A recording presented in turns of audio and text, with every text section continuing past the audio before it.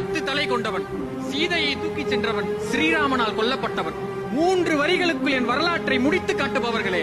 ராவணன், ராவணேஸ்வரன் பேசுகிறேன். ராமன் ஆண்டால் என்ன, ராவணன் ஆண்டால் என்னவா? ராவண ராஜ்யம் தெரியுமா? என் கோட்டை சுவற்றை தாண்டுவதற்கு வெளிச்சம் காற்று என் காலன் கூட நடுங்குவான். சொன்னது நான் கிடையாது, எதிராளி அனுமன். என்னுடைய நகரத்தை சுத்தம் செய்வது நான் வென்றெடுத்த தேவாதி தேவர்கள். ஆனால் பாவம் என்னுடைய மக்கள், அவர்களுக்கு கொண்டாட்டம் என்றால் தெரியாது.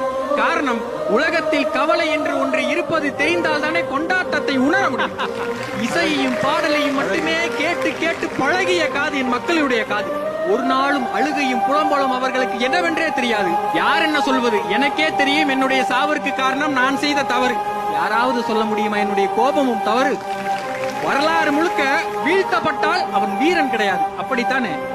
இனி 3 உலகத்திலும் என்னால் வெல்லப்படுவதற்கு எவனுமே கிடையாது என்று 20 கைகளையும் சும்மா வைத்திருப்பது எப்பேற்பட்ட கொடுமை.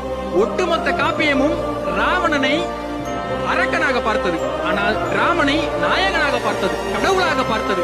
ஆனால் இந்த அரக்கன் மட்டும்தான், கடவுள் மட்டும் கிடையாது, அதைவிட பலபடி மேலானவன் என்று வேத முதற் காரணன் என்று பரம்பொருளாக பார்த்தேன். அப்படிப்பட்ட ராமன் வேதம் உள்ள வரைக்கும் இந்த உலகத்தில் பேசப்படுவான் என்றால், எதிர்த்து நின்று செத்து போன இந்த ராவணனும் உள்ள வரைக்கும் பேசப்பட்டுதான் கொண்டிருக்கும். இன்றைக்கும் சரி, என்றைக்கும் சரி, கோயில் கட்டி வணங்கத்தக்கவன் தான். வணக்கம்.